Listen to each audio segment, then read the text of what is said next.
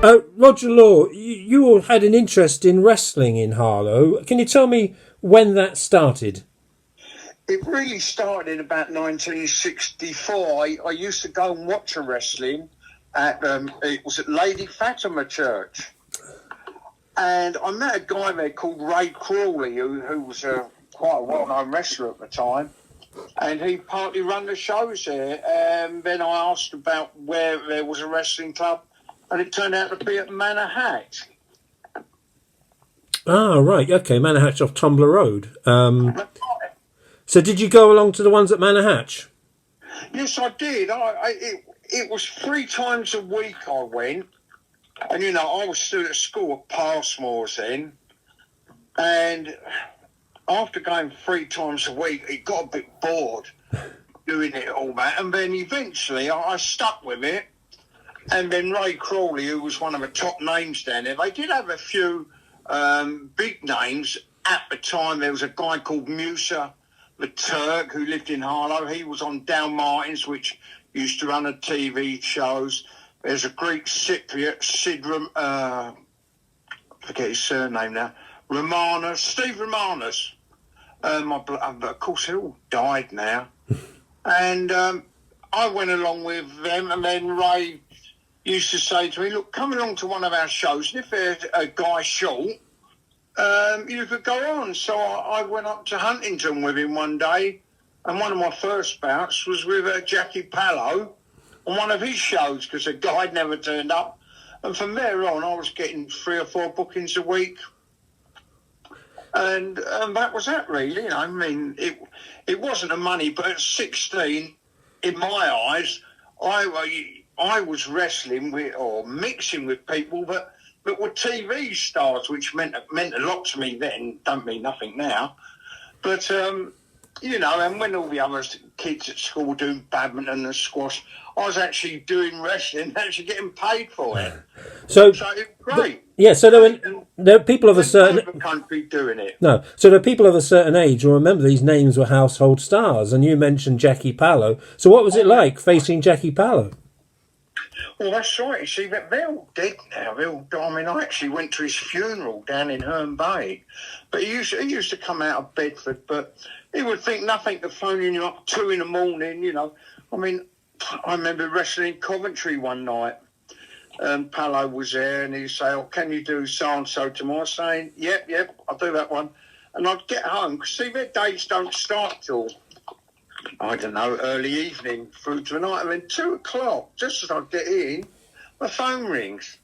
He said, can you do, I can't even think what it was, so-and-so tonight? I'm going, yeah, I can. I said, Jack, I was with you 3 hours ago, and you already sorted this out. I mean, he was empty-headed, but a lovely guy. They all were. We used to do the wrestling booths on the fairground and all things like that. And, although that was a bit of a con. And the town show used to have the wrestling as well, didn't it?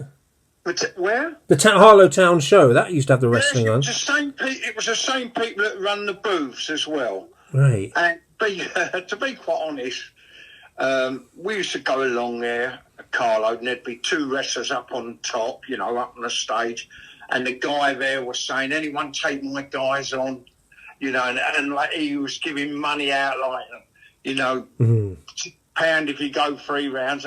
Well, we were in the audience, and we had to look all big and mouthy and gobby to make sure that some guy who was like, quite handy with his fists and that, never got up there and actually hurt our guys.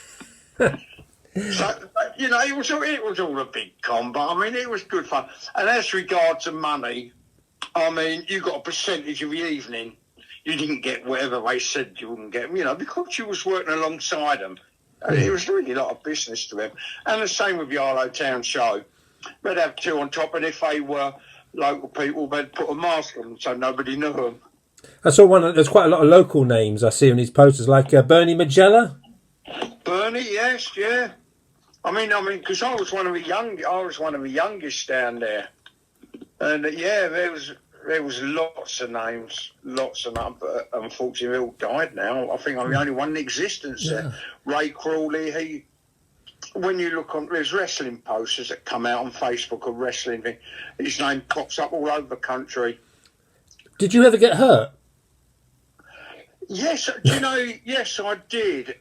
Especially taking all the bumps, you know, from when you're being thrown about with your spine. You know, if you fall wrong, you can hurt your spine. And eventually, when I packed it up after about 10, 15 years, I'd actually caught my back one night, and it's all right till you get home and you get out of the car and I think, oh, blimey, I can't move. And I've actually gone up my stairs on my hands and knees. I went to I don't know what it was I went to, an osteopath or chiropractor or that, in Bishop Stortford. And I said, look, my back is killing me. So she felt it and said, look, between 1 and 10, 10 you would be paralysed. Your back is 1. But as you're doing it 3, 4 times a week, tomorrow it could be 5. And I thought, I've got to get out. Stupid, you know. Yeah, and that's what it was. But you look back on it very fond. You look back on it very fondly. Sorry? You look back on it all very fondly. Oh, I loved every minute of it. And of course, we just went everywhere. Clacton, Yorkshire, Isle of Wight for an evening.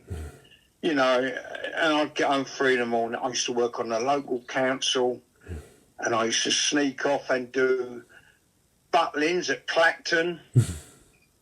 And I'd do that, and I'd just sneak off from work and do it, jump in the car with the other wrestlers, go down it, and I was back at the yard at 3 o'clock in the afternoon collecting my wages. But no, it was a great time. Thoroughly enjoyed every minute. You know, great people. Lovely. Great wind-ups. It was all so good. Lovely. Thank you very much for your time.